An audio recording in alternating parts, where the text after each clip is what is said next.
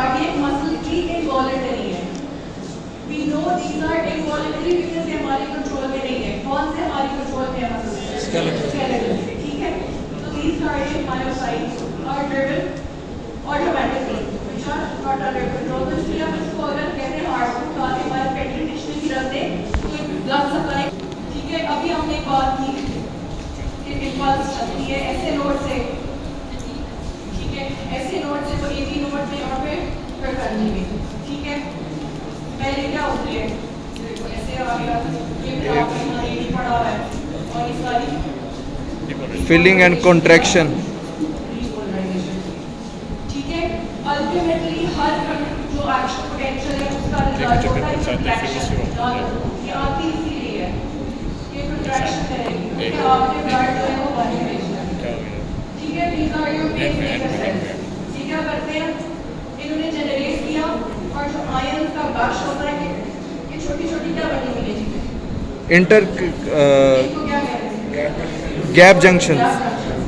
ठीक है? सो पेसमेकर कैसे एक्टिवेट करता है साथ वाले मायोसाइट्स को जो कि नॉन पेसमेकर है. ठीक है? वो इन गैप जंक्शन के थ्रू गश भेजता है आयन का.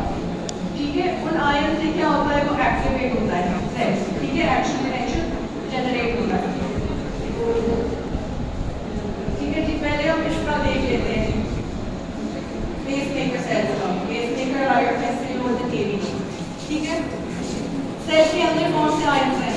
बूट लेफ्ट कौन से होते हैं सेल के अंदर? पोटेशियम. कौन सा आयन होना चाहिए?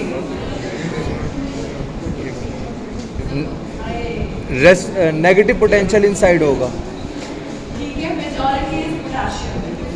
Potassium is resting inside the cell. It is supposed to be there. ठीक है? Like you are supposed to be in the glass, not outside. ठीक है? और बाहर कौन पड़ा हुआ है? सोडियम. ठीक है? सो इनका बैलेंस कैसे रहता है अगर कभी ये सर्वाइव हो जाए? ATPase. सोडियम पोटेशियम पंप जो कि भी 2 sodium outside, 3 sodium outside and 2 potassium inside. ठीक है? अगर कभी 3 sodium outside. 3 sodium outside. Yes. मैंने क्या कहा? अच्छा नहीं सही कहा. ठीक है? सो बॉडी का बैलेंस हर वक्त बरकरार रखेगा सोडियम पोटेशियम ATPase के अंदर पोटेशियम रहना चाहिए और सोडियम जो है वो बाहर रहना चाहिए. अगर कभी ये उल्टे सीधे हो भी जाते हैं तो पंप्स एक्टिवेट हो जाते हैं. ठीक है? ये नॉर्मल एब्नॉर्मैलिटी वापस लाने के लिए. ठीक है? इस तरह कभी कैल्शियम अंदर ज़्यादा आ जाए या कैल्शियम बाहर ज़्यादा चला जाए तो सोडियम कैल्शियम एक्सचेंजर होता है.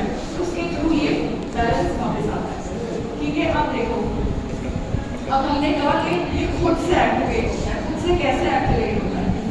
खुद से ये ऐसे एक्टिवेट होता है. कहते हैं कि ये कभी भी ट्रिगर हो जाता है. ठीक है? ये बूझी जैसा है जिनको कभी भी गुस्सा आ जाता है. ठीक है? वो पता नहीं चलता. सो इसकी resting membrane potential is around -60 मिलीवोल्ट्स. ठीक है? 1 मिनट इसको मैंने स्टॉप. ऐसे नोड है. Your SA node has these 3 channels in the cell membrane.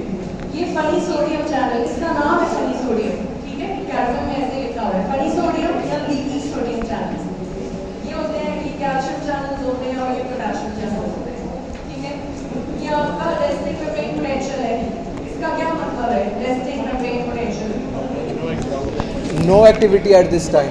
No action. Yes, no action potential is being generated. Threshold potential का क्या मतलब है? मिनिमम एक्शन पोटेंशियल जिससे पे ट्रिगर हो जाता है response. Yes, that minimum. Yes, minimum कह लो करंट या minimum range जिसपे वो ट्रिगर हो जाएगा. ठीक है? That is threshold potential. अच्छा, अब ये क्या करते हैं? इसको रेस्टिंग से थ्रेशोल्ड पे जाने के लिए ये चैनल होते हैं. ठीक है? Sodium keeps leaking inside. Sodium keeps leaking inside. ठीक है? ये खुद से कैसे ट्रिगर होता है? ये खुद से ये सर पूछने वाला क्वेश्चन है कि ऑटोमेटिसिटी कहाँ से आती है ऐसे नोड में? ऐसे नोड में ऑटोमेटिसिटी ऐसे आती है कि वो -60 में पड़ा होता है. ठीक है? रेस्ट कर रहा है. फिर क्या होता है कि वो शरारत छूटती है. फनी चैनल है, हर एक के साथ आगे रहते हैं. ठीक है? They like to play pranks. So what do? They start leaking.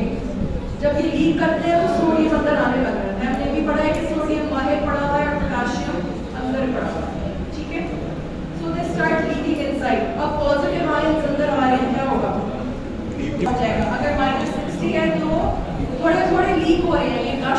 Yes हल्का सा जाएगा तभी वो तो ये क्या करेगा, थ्रेशोल्ड को टच करेगा, फिर क्या होगा, अब ये ट्रिगर होगा, अब ट्रिगर अब क्या होगा, मैंने कहा पेस मेकर में ऐसे नोड में कैल्शियम ड्रिवन एक्शन पोटेंशियल होता है, ये कैल्शियम अंदर आने लग गई, ठीक है, ये क्या होती है, ये कैल्शियम की इन्फ्लक्स में डीपोलराइजेशन एक्शन पोटेंशियल।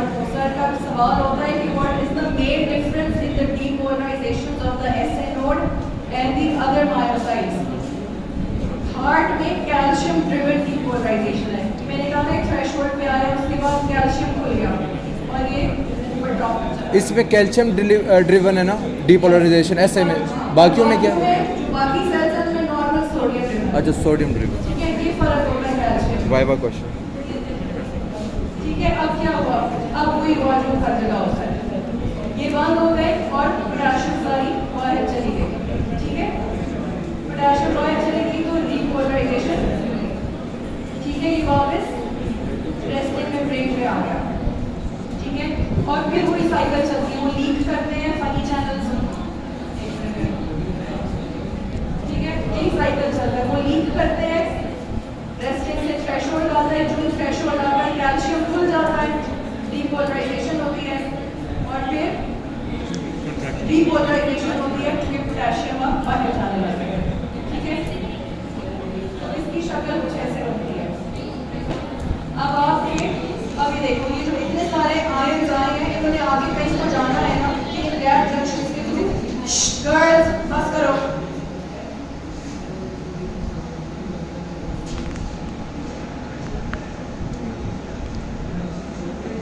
गैर जंक्शंस के थ्रू अब कार्डियक मायोसाइट्स को एक्टिवेट करेंगे क्योंकि इनका काम था इम्पल्स भेजना, आगे प्रोडक्शन करना आपके मायोकार्डियल सेल्स का काम। मैम ये शेप क्यों चेंज हो गई है पेस मेकर में और क्योंकि कॉन्ट्रैक्ट? सोडियम आ गया ना, अच्छा, सोडियम आ गया ना, वो कैल्शियम ड्रिवन था।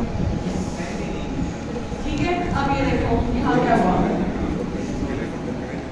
यहाँ पे चैनल्स फर्क हो गए, इधर भी कैल्शियम है लेकिन it is not actually driving the action potential, इधर क्या कर रहा है, ठीक है, जो आपके मायोकार्डियल सेल्स होते हैं ना, मायोकार्डियल सेल्स का रेस्टिंग मेम्ब्रेन -90 होता है, ठीक है, -90 और इनका थ्रेशोल्ड होता है -70, यानी -70 पे आपके एट्रिया और वेंट्रिकल्स ट्रिगर हो जाते हैं और एक्शन पोटेंशियल जनरेट करते हैं, ठीक है, this is -90 and this is -70, ठीक है, ये भी इसी तरह होता है, ये जो साथ वाले नेबर सेल्स हैं ना, आयंस आ रहे होते हैं ना पॉजिटिव, ये अंदर आके जमा होते होते होते होते इसको इधर ऊपर ले जाते हैं,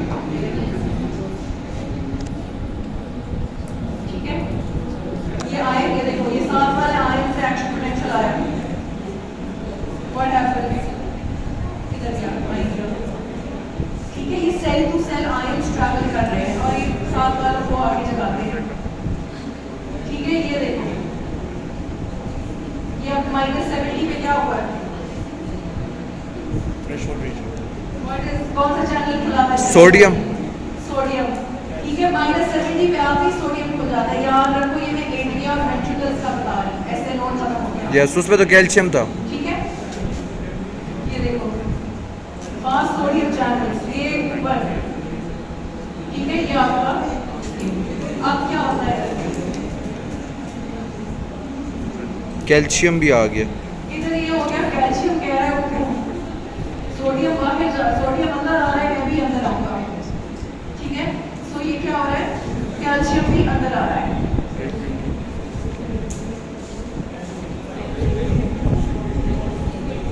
यहाँ पे 0 पे पहुंच के ना सोडियम के पास हो जाती है, वो कहता है मैं बस जा रहा हूँ, टाटा बाय बाय, ठीक है, अब सोडियम बंद हो गया, क्या हुआ रहेगा कैल्शियम, ये कैल्शियम भी अंदर आने की कोशिशों में है, लेकिन क्या होगा, पोटेशियम लीक हो जाएगा बाहर, पोटेशियम लीक होगा, पोटेशियम जब बाहर लीक होता है तो क्या प्रोसेस शुरू हो जाता है, नीचे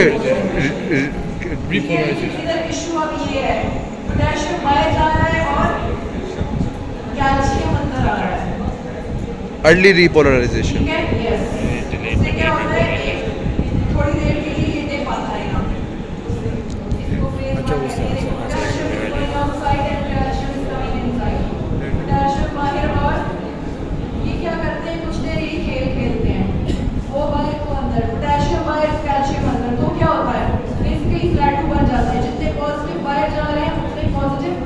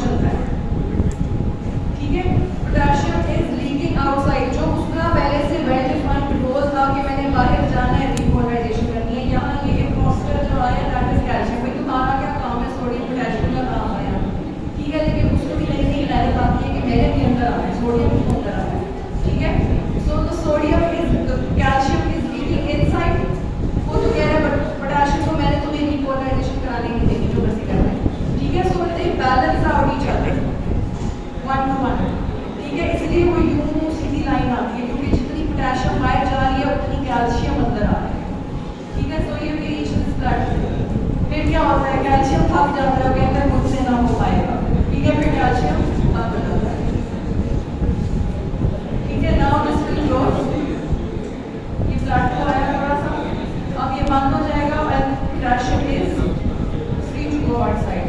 ये मैंने जरा एक एग्जांपल के साथ समझाऊंगी। ये जानिए, ठीक है? बेसिकली ये जो आपका कैल्शियम आया था, इसका आने का एक मकसद था। कैल्शियम अंदर आने का ये मकसद था कि सार्कोप्लाज्मिक रेटिकुलम से कैल्शियम रिलीज कराएगा। और वो रिलीज हुई कैल्शियम क्या करेगी? Yes, you need that calcium for contraction of muscles. ठीक है, ये वाला phase, plateau वाला is basically where your contraction is happening. ठीक है, अब क्या हो रहा है? कैल्शियम बंद हो गया, पोटेशियम सारा बाहर, वो वापस न्यूट्रलाइजेशन को वापस थ्रेशोल्ड पे आ गया। ठीक है, now it is on resting. फिर क्या होगा? अब रेस्टिंग में ये इशू है कि सारा पोटेशियम बाहर पड़ा है और सारा सोडियम अंदर पड़ा है, उल्टा हो गया। ATPase ये काम ठीक कर देगा। सोडियम पोटेशियम ATPase चुप चुप के ना सोडियम बाहर फेंकता रहेगा और पोटेशियम अंदर फेंकता रहेगा। ठीक है, क्योंकि by the end of each contraction सारी मॉर्फोलॉजी उल्टी हुई होती है। सो पोटेशियम लीक करके बाहर गई हुई होती है और आपकी सोडियम लीक करके अंदर आई हुई होती है। सो इसको वापस ओरिजिनल करने के लिए सोडियम पोटेशियम ATPase है, इसका काम है सोडियम को उठा के बाहर फेंकना और पोटेशियम को अंदर लेके आना।